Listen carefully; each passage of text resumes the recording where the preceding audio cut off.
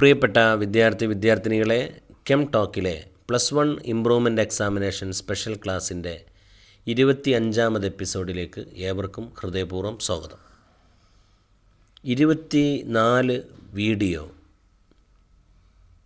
Improvement examination class എന്ന പ്ലേലിസ്റ്റിൽ came ടോക്കിൽ upload ചെയ്തിട്ടുണ്ട്.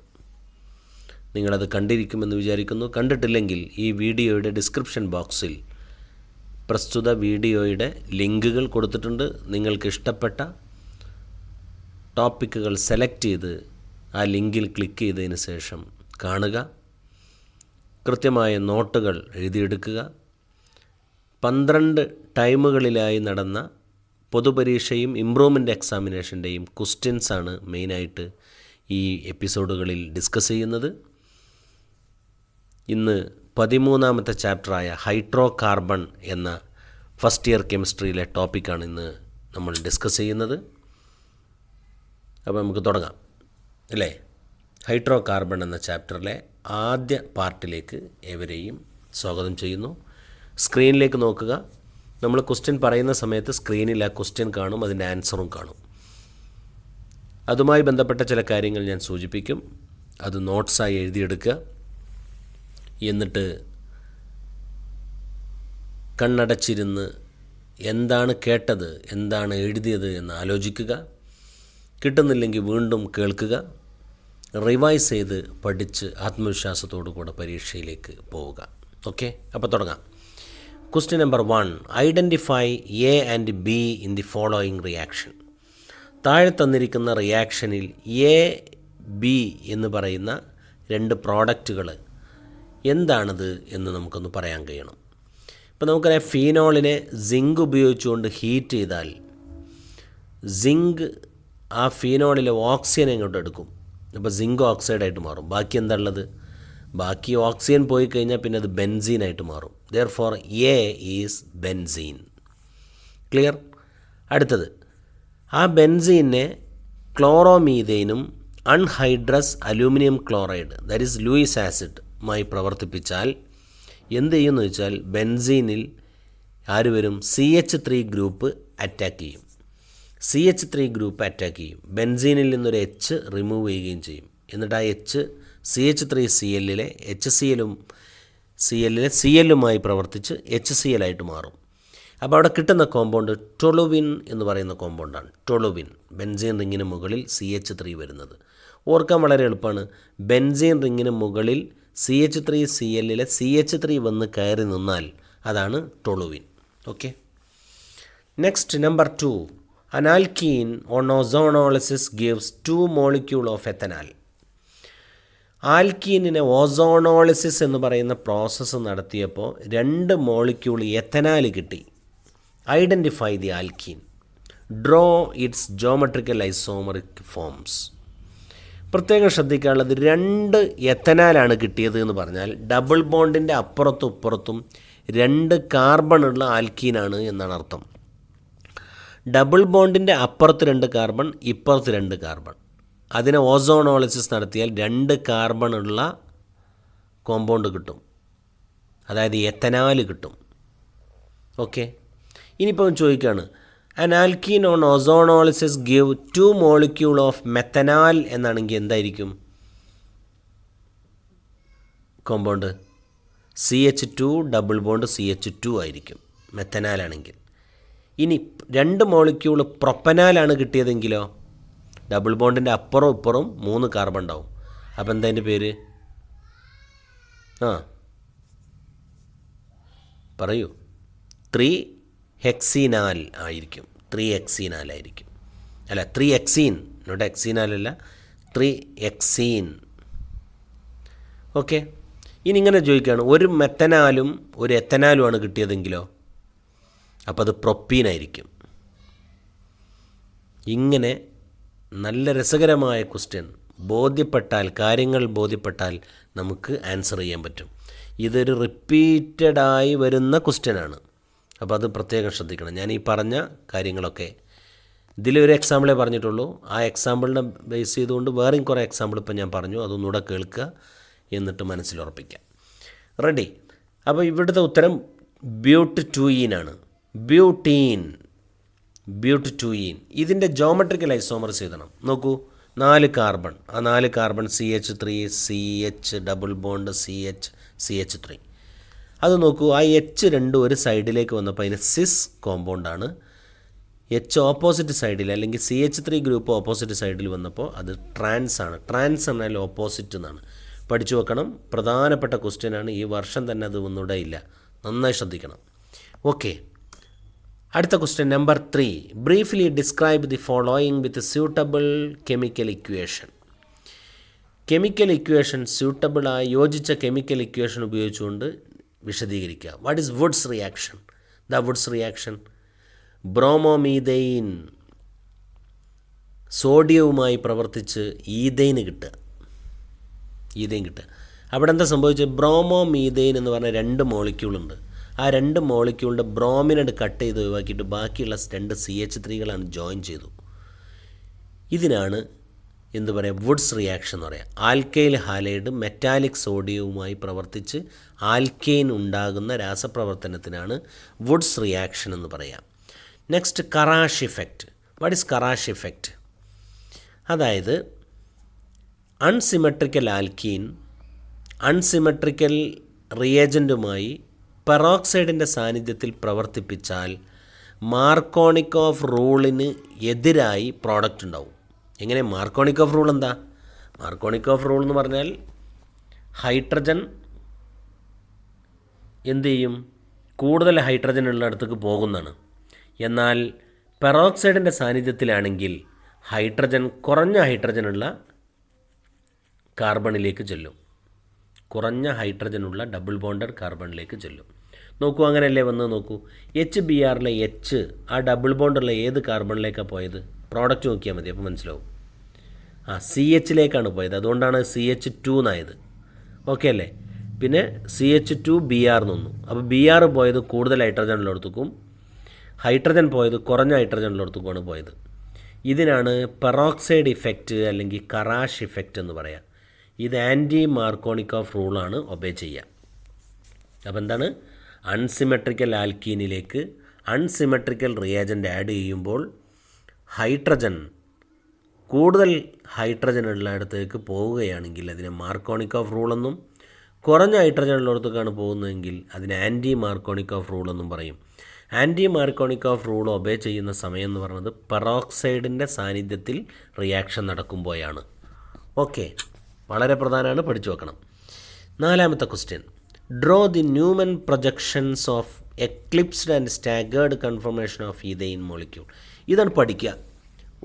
ഒരു സർക്കിൾ വരച്ചിട്ടുണ്ട്. ആ സർക്കിളിൻ്റെ സെൻറ്റർ ഭാഗത്തുനിന്ന് 3 ഹൈഡ്രജൻ പോകുന്നുണ്ടോ? ഈഥെയിൻ്റെ ശരിയായ ഫോർമുല എന്താ? CH3 എന്നാണ്.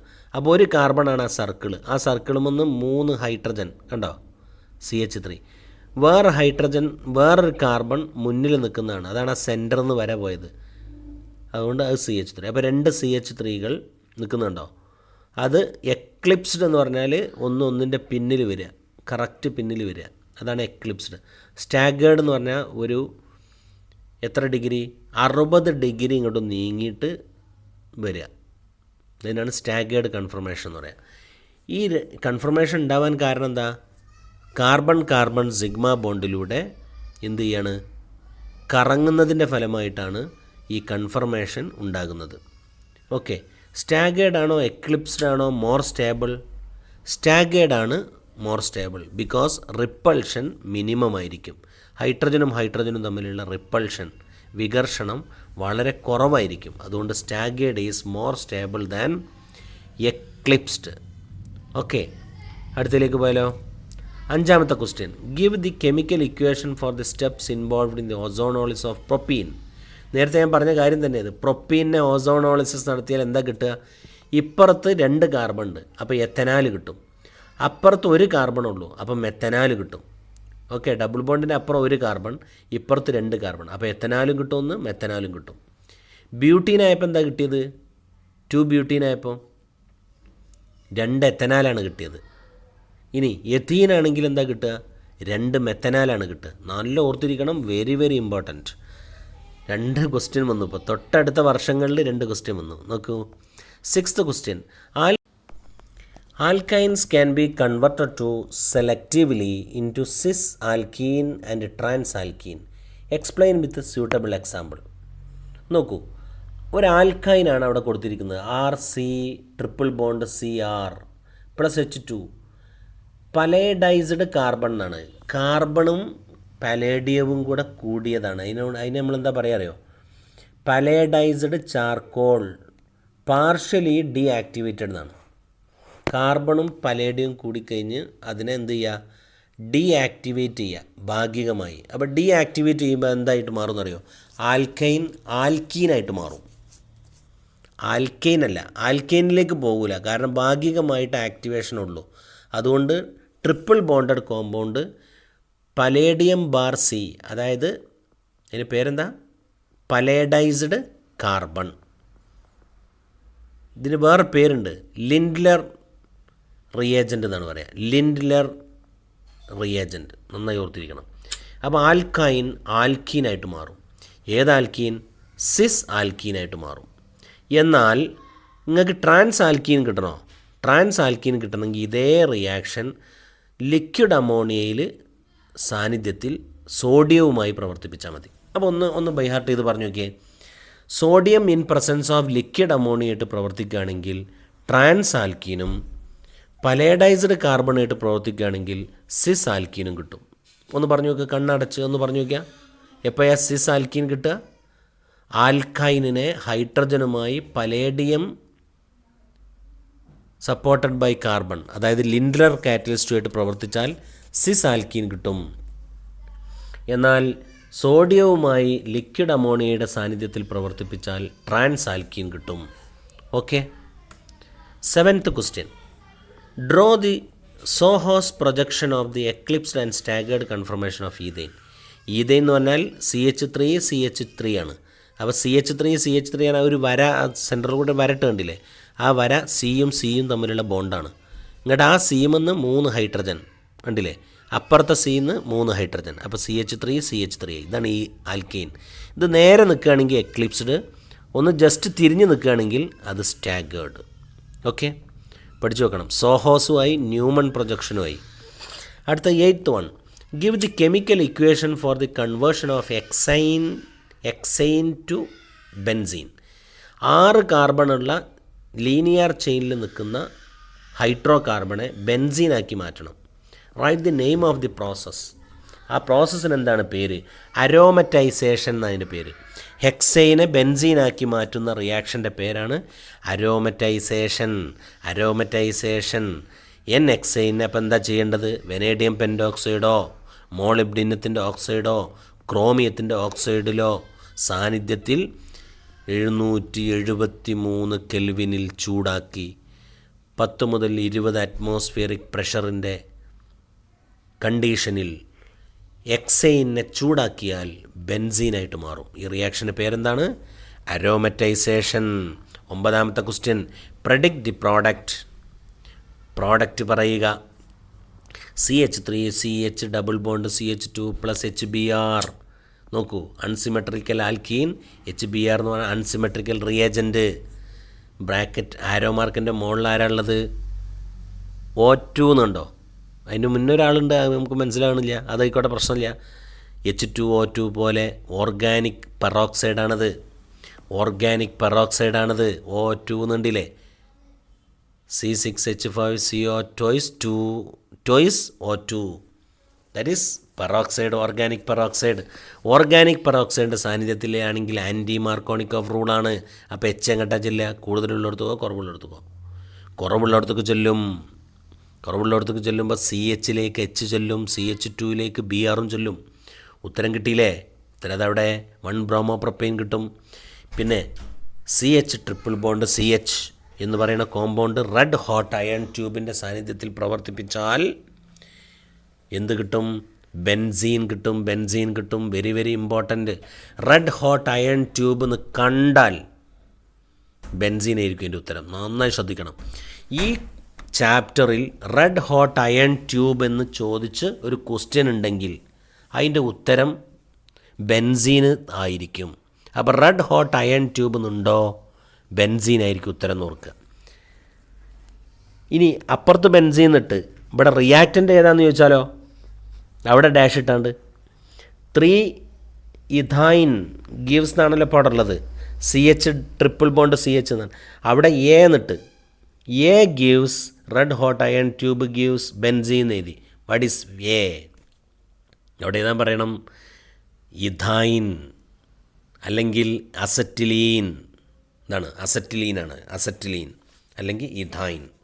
ഓക്കെ. സി ബെൻസീനാണ്, ക്ലോറിനുമായി പ്രവർത്തിച്ചു. അൺഹൈഡ്രസ് അലൂമിനിയത്തിൻ്റെ സാന്നിധ്യമുണ്ട്. ഡാർക്കിലാണ്, വെളിച്ചമൊന്നുമില്ല, നല്ല തണുപ്പുമാണ്. ഇരുട്ട്, തണുപ്പ്. Anhydrous aluminium chloride. ആ സമയത്ത് ബെൻസീൻ ക്ലോറിനുമായി പ്രവർത്തിച്ച് ഹെക്സാ ക്ലോറോ ബെൻസീൻ കിട്ടും.